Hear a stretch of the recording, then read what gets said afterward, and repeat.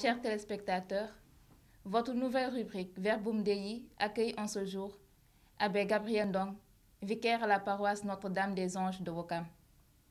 En ce deuxième dimanche du temps de l'Avent, à la lumière de l'évangile de ce jour, il nous entretient sur le thème « Le baptême dans l'Esprit ». Qu'est-ce que c'est? Il est tout à fait heureux que nous puissions parler, évoquer avec vous, comme sous forme de méditation, ce que nous avons entendu en finale dans cet évangile de Saint Marc, tout à son début. Baptisé dans l'Esprit, savoir ce que cela pourrait signifier pour nous, quel sens en tirer, quelle interprétation en faire, et finalement aussi savoir ce que cela pourrait nous servir aujourd'hui comme guide dans notre vécu de baptisé. Le baptême, on en parle et on l'évoque dans ce qu'il signifierait d'abord, c'est dans le sens de le contextualiser, de pouvoir le circonscrire et de le placer dans sa signification première. Voir à peu près avec vous ce qu'il en était comme pratique, bien avant même celui pratiqué par Jean et conféré à Jésus des mains de ce même Jean, le précurseur. En remontant un peu et en nous situant dans cette partie d'Asie, au Moyen comme au Proche-Orient, nous y découvrons des pratiques assez anciennes et qui avaient trait à des sortes de rites de purification, ces formes d'ablution par lesquelles la personne retrouvait une certaine netteté, une certaine pureté, parce qu'elle lavait de toute souillure. C'était une pratique assez courante dans ce milieu oriental. Mais bien avant cela d'ailleurs, nous avons vu, en parcourant un peu l'histoire, qu'un éminent philosophe du nom de Platon faisait déjà allusion à cette pratique, dans le sens où elle était nécessaire pour pouvoir libérer l'âme, libérer le corps de toute la pesanteur qu'est cette enveloppe charnelle, la carapace humaine. Il nous situait déjà dans cet aspect physique pour alléger le corps, afin d'élever l'esprit et lui ouvrir toutes les dimensions possibles à la réflexion, à l'épanouissement même de l'esprit. Un peu plus tard, Flavius Joseph reviendra sur cet aspect de libération par les ablutions, par ces bains de purification qui avaient lieu en Israël. Là, nous nous rapprochons de la tradition juive, une pratique qui était assez courante, une pratique cultuelle.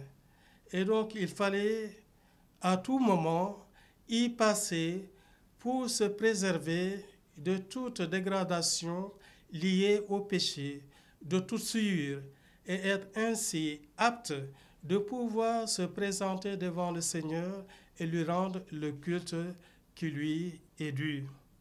Cette pratique était assez courante.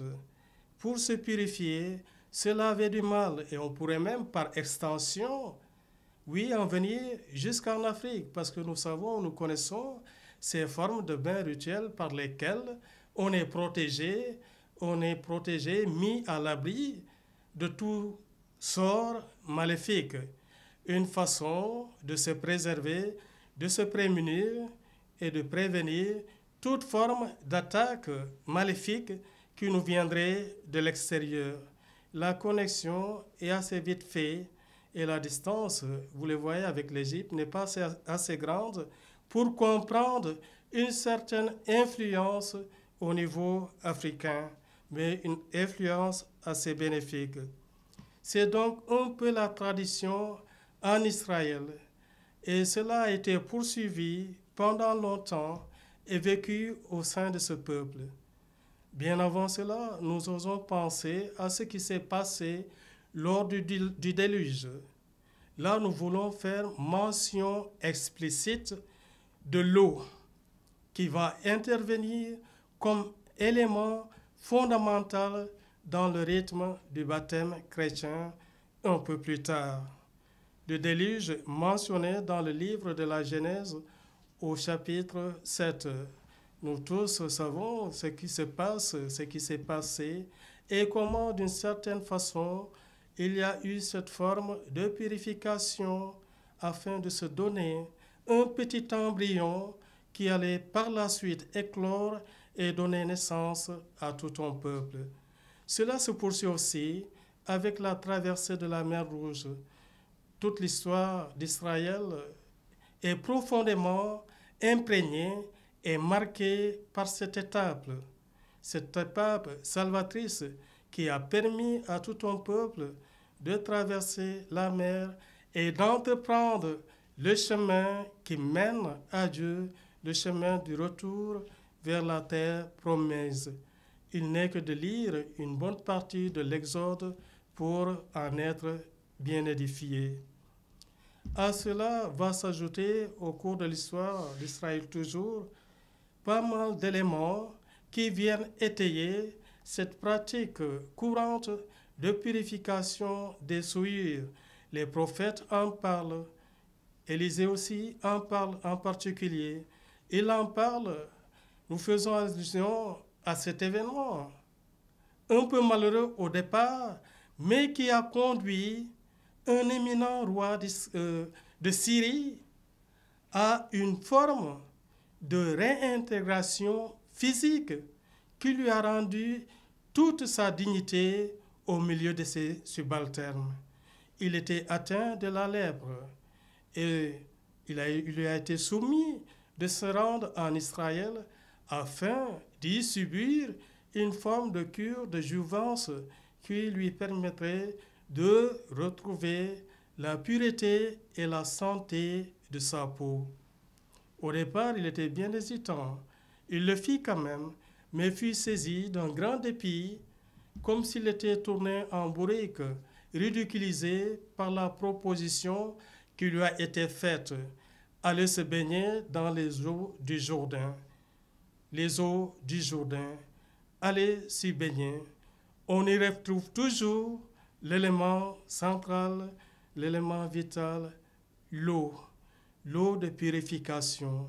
Il a été guéri, il a été purifié. Et Naaman le Syrien, quand il a vu ce qui s'est opéré de façon miraculeuse sur sa peau, cette guérison de sa peau, oui, il s'attache à revenir sur ses pas pour rendre un vibrant hommage au Dieu d'Israël. Beaucoup d'autres cas pourraient être cités ici pour parler de l'effectivité de l'action salvatrice de l'eau qui purifie et qui enlève toute souillure. Nous entendons le roi David en parler. « Lave-moi de ma faute, Seigneur, purifie-moi de mon offense. » Toujours l'appel à l'eau. Et toujours dans le clan d'Israël, dans la tribu d'Israël, on a vu cette secte appelée les Esséniens, ceux-là qui étaient versés dans une forme de radicalisme un peu total et absolu pour se garder nets et irréprochables dans le milieu où ils évoluaient, se garder propres et purs. Et de là, nous pouvons déjà comprendre et entrer dans l'action qu'a menée Jean le Baptiste, Jean le précurseur, qui quitte le désert pour se rendre sur les bords du Jourdain où il administre un baptême de conversion. C'est d'abord l'appel qui lance à toute la population. Revenir au Seigneur, réintégrer la vie d'intimité et de communion avec le seul Dieu, le Dieu sauveur. Il donne ce baptême sur les eaux du Jourdain en préconisant un baptême de conversion. La phase physique est déjà terminée. Nous sommes déjà dans la phase intérieure, celle qui touche le cœur de l'homme, d'où cet appel à la conversion en se détournant de tout ce qui est mauvais de tout acte pécamineux, tout ce qui fait en sorte et en définitive que nous sommes loin, bien éloignés de ce que nous aurions dû adopter comme position vis-à-vis du Seigneur. Cultiver ce lien et entretenir cette proximité, ce rapport d'intimité avec le Seigneur. Jean exerce ce ministère sur les bords du Jourdain et on voit Jésus y arriver. Il s'y accommode et reçoit le même baptême. Non pas qu'il ait péché, non, et loin de nous l'idée d'y penser. Il n'a pas péché, mais il fait acte pour aider l'humanité à sortir de son état. Dans les eaux du Jourdain, il noie le péché. Et dans ce même événement, quelque chose d'extraordinaire, d'assez inouï, qui dépasse le rationnel, va se produire. Au cours du baptême, et avant même de sortir des eaux, une voix se fit entendre qui déclare « Celui-ci est mon Fils bien-aimé ». Elle est capitale, ces mots sont fondamentaux pour découvrir ce que nous entendons par baptême dans l'esprit. La voix qui s'entend est là pour attester de la vérité fondamentale intrinsèque, de la vérité inaliénable et inaltérable de ce qui se dit. Jésus-Christ proclamé comme Fils de Dieu, il est désigné, celui-ci. Et ce qui est utilisé pour marquer tout cela, c'est l'auxiliaire être. Il est, c'est fondamental, ontologiquement donc fondé. Qui il est? Le Fils de Dieu. Le Fils de Dieu est donc révélé par ces paroles du précurseur. Nous avons là une marque sûre de l'attestation de ce qu'est Jésus-Christ. C'est l'Esprit qui a permis de le faire découvrir. Et avec le Christ, nous sommes donc incorporés par le baptême, par le sacrement du baptême, mais à la divinité même de Jésus-Christ. Le baptême nous donne d'être à notre tour fils de Dieu par adoption filiale, une adoption qui nous est donnée par le Christ.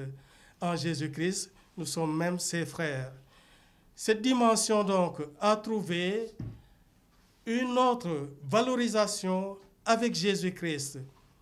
De l'aspect culturel, sociologique, ambiant de l'époque, on passe à l'aspect physique et maintenant nous nous retrouvons dans l'aspect purement spirituel précédé par cette intériorité prônée par Jean le Baptiste. Avec Jésus-Christ, nous sommes donc devenus, et c'est le cas de le dire, nous sommes devenus par l'Esprit enfants de Dieu, devenus fils de Dieu. Voilà ce que fait le baptême par l'Esprit. Et de ce baptême même, nous avons beaucoup à apprendre de cette démarche qui nous incorpore et nous met dans l'intimité même de Jésus-Christ pour nous introduire dans la Sainte Trinité. Vous l'aurez suivi, dans le baptême du Christ, cette dimension trinitaire est fortement soulignée. Le Père qui parle, sa voix qui s'entend et l'Esprit qui descend pour attester tout cela en direction du Fils. Vous avez reçu en vous la marque du Saint-Esprit, ne le contristez pas. La marque du Saint-Esprit, nous avons reçu cette marque le jour même de notre baptême. Et voilà pourquoi cet appel nous est lancé par l'apôtre Paul en s'adressant aux Corinthiens dans sa première lettre au chapitre 15. Le jour de votre baptême, vous avez reçu en vous la marque du Saint-Esprit, ne le contristez pas. Et Paul de renchérir, Saint Pierre de renchérir en nous disant, être baptisé, ce n'est pas uniquement être purifié des souillures extérieures, mais c'est s'engager avec Dieu dans une conscience droite. L'aspect physique nous mène vers un nouvel élan qui consiste à vivre en réalité ce qu'on est devenu en acceptant ou alors en recevant l'Esprit Saint comme marque indélébile qui fait que nous sommes définitivement enfants et incorporés dans la vie même de Dieu. Comment vivre cela aujourd'hui?